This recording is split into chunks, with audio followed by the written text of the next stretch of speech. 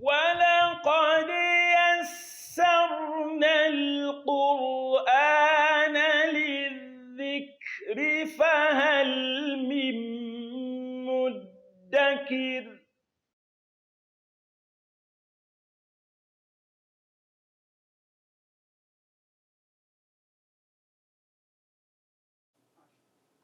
أعوذ بالله من الشيطان الرجيم. بسم الله الرحمن الرحيم. السلام عليكم ورحمة الله وبركاته. Dear viewers, we welcome you to another episode of our program Quran Made Easy, reaching you from MTA Africa. Today, inshallah, we shall be looking at another very important rule with respect to the recitation of the Holy Qur'an. So we'll be looking at the correct pronunciation and the rules guiding the pronunciation of letter Ra. Letter Ra. Now, to start with, the first thing we need to understand when we want to pronounce letter Ra is that letter Ra has an attribute known as a takrir. Takrir means flapping. That is something like rolling. When you pronounce letter Ra, you have to flap it. Now, there are two mistakes people fall into when they are trying to apply this flapping, this takrir. Some people flap it too much, then some people flap it lesser than what is required. So you have to be in between. You don't flap it too much, then you don't make it inadequate. To illustrate this, let us recite the verse, Inna Allaha huwa ar-razzaqu dhul quwwati al-mateen. So our emphasis will be on the word ar-razzaq. Now, if I want to overdo it, I will recite thus. Inna Allaha huwa ar-razzaqu. That is too much. So the flapping is too much, the takrir is too much. But some people also pronounce it and they don't even flap at all. You hear people recite like, Inna Allah huwa razzaqu dhul quwwati al-mateen. Huwa razzaqu, huwa razzaqu. No, it is not huwa razzaqu. There is flapping, there is that bit of rolling, that is a takrir, but it has to be minimal. Now, let us pronounce it correctly. Inna Allah huwa. But it is not huwa.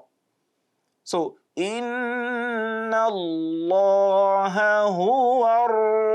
huwa. So that is the correct pronunciation. So that is what is known as at-takrir, the flapping. So it is a very essential attribute, sifa, of letter Ra. So we have to take note. The second thing we need to understand is that there are two cases for the pronunciation of letter Ra. Any Ra at all you come across in the Quran, irrespective of the vowel that Ra is carrying, there are just two cases. And it is either it is tafkhim. When you want to if it is tafkhim, which is heavy, then it means you pronounce it in such a way that you use your full mouth. What do we mean by you using your full mouth to pronounce it? At the tail end of your tongue, the tail end of your tongue will be touching your upper mouth, that is the upper palate. The tail end of your tongue. That is the first case, if it is tafkhim. The second case is what is known as at-tarqiq, which is light. So it is the opposite of heavy, the opposite of tafkhim. So in this case, it will be an empty mouth. The tail end of your tongue will not be touching the upper mouth. That is at-tarqiq. So we are going to illustrate these two. Now, let us recite the verse, Man amana minhum billahi wal yawmil akhir, in Surah Al-Baqarah. And we focus on Al-Akhir. Man amana minhum billahi wal yawmil akhir. Khir. When you pronounce this, when you recite it correctly, you will observe that it is an open mouth recitation. the tail end of your tongue is not touching the upper part of the mouth. That is tarqiq, open mouth recitation. Then another verse, sorry, in the continuation of this verse in Surah Al-Baqarah, قَالَ وَمَنْ كَفَرْ وَمَنْ كَفَرْ, but we are stopping on that kafar, so that's why you have given it sukun. قَالَ وَمَنْ كَفَرْ, that is full mouth recitation, full mouth pronunciation. That is at-tafkhim. The first one is tarqiq, it is lighter. The second one is heavier because the whole mouth is involved. قَالَ وَمَنْ كَفَرْ that is tafkhim. But in the case of tarqiq, وَالْيَوْمِ الْآخِرِ you can see the position of the mouth. It is an open mouth recitation. وَالْيَوْمِ الْآخِرِ open mouth. Then وَمَنْ كَفَرْ that is full mouth recitation, otherwise known as at-tafkhim. So it is heavier. So tafkhim means heavy, while tarqiq means light. Now, what will inform us of the proper pronunciation? Are we to apply tafkhim? Are we to apply tarqiq? In other words, are we to recite it, position our mouth in such a way that the entire mouth will be involved, or it has to be an open mouth pronunciation? So we'll take the first one, which is the full mouth recitation, the tafkhim. Anytime we see letter ra carrying either fatha or dhamma, then it has to be tafkhim. If the letter ra is carrying fatha or dhamma, it has to be tafkhim. It has to be a full mouth pronunciation. Rabbi ja'al, Rabbi, ra, fatha ra. Rabbi ja'al hadha baladan amina. Rabbi. That is fatha.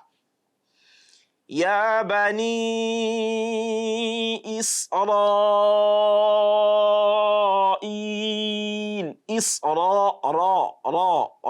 Ra. So that's another example of tafkhim, full mouth pronunciation. So the ra is carrying fatha. That will be ra. So let's look at some examples of ra carrying dhamma, which is also under tafkhim, full mouth pronunciation. In Surah Al-Hijr, Allah says, رُبَمَا يَوَدُّ الَّذِينَ كَفَرُوا رُبَمَا يَوَدُّ الَّذِينَ كَفَرُوا لَوْ كَانُوا مُسْلِمِينَ. In this verse, we have two examples. رُبَمَا, that is ra dhamma. رُبَمَا يَوَدُّ الَّذِينَ كَفَرُوا, that's another one. رُبَمَا يَوَدُّ الَّذِينَ كَفَرُوا لَوْ كَانُوا مُسْلِمِينَ. Let us focus on the way the mouth is positioned. That will assist us in understanding the correct pronunciation. رُبَمَا يَوَدُّ الَّذِينَ كَفَرُوا, full mouth. So that's the first one.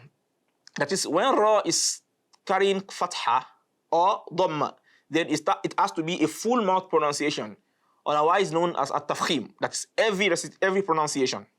That's the first one.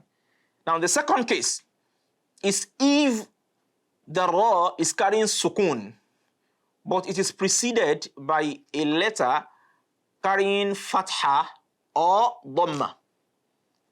Don't forget, the first case is if the ra is carrying fatha or dhamma. That's the first case. But the second case is if it is carrying sukun, but the preceding letter is carrying fatha or dhamma. So it will still be a tafkhim. It will still be heavy. It will still be a full mouth pronunciation. Let us look at some examples. In the Quran, Allah the Almighty says, وَآتِ ذَا الْقُرْبَى حَقَّهُ وَالْمِسْكِينَ. That is Surah Bani Israel. وَآتِ ذَا قربى وآت ذا القربى حقه قربى قربى قف ضمة then we have را سكون وآت ذا القربى حقه والمسكين so قربى so that's an example of ضمة the letter carrying ضمة then followed by را سكون. Let us look at an example of ra sukun preceded by a letter carrying fatha. In the Quran, Allah the Almighty says, اتخذوا أحبارهم ورهبانهم أربابا أربابا that is Hamza carrying fatha, then followed by ra carrying sukun. أربابا أربابا وآت ذا القربى قربى أربابا أربابا. So these two cases are very, very important. So there are other cases where we have to apply at-tafkhim. In some cases, we can see that the ra is carrying the sukun and preceded by a kasra that is temporary, a temporary kasra. It is not a fundamental kasra. Like in the case of what the Arabs would call fi'l al-amr. That is a verb giving a command verb.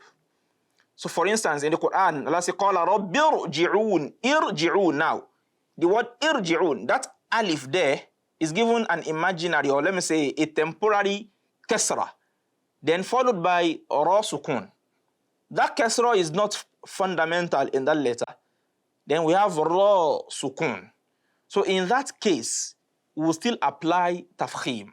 So we will not say because, okay, this is kasra, this alif is carrying kasra, then it has to be tarqiq, it has to be an open mouth pronunciation. No. We now say irji'un. That is not correct. Because that kasra there is not fundamental.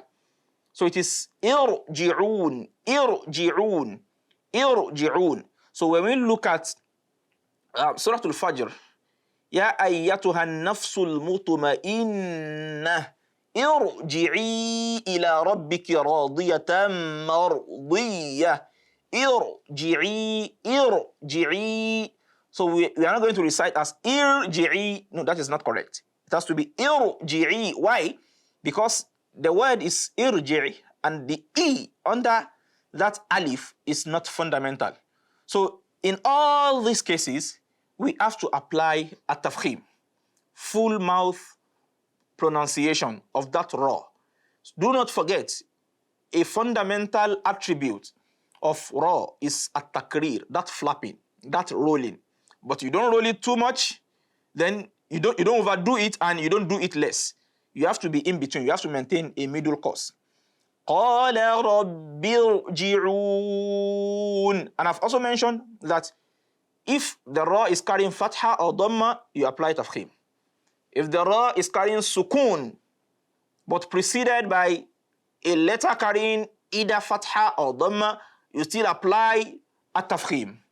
Then, if it is carrying sukun, preceded by a kasra that is not fundamental, as in the examples we have given, like in Surah Al-Fajr, irji'i, the alif there carrying the kasra is not fundamental. So it will still be tafkhim. It will still be an open, a full mouth pronunciation. Irji'i. So if you have to recite that verse now, irji'i ila rabbiki radiyatan mardiyah. So there are 3 examples of tafkhim of that ra in that verse. The first one is irji'i. The reason for this tafkhim is because it is preceded by a kasra that is not fundamental. Then ila rabbiki. The reason for this tafkhim is because it is carrying fatha. The ra is carrying fatha. Rabbiki, rabbiki. Then the third one is mardiyah. The reason for this tafkhim is because it is carrying sukun, then preceded by a letter carrying fatha. So this is how far we can take today. We hope to meet you in our next episode. For your questions and inquiries, please send them to africa@mta.tv. africa@mta.tv. Assalamu alaikum wa rahmatullahi wa barakatuhu.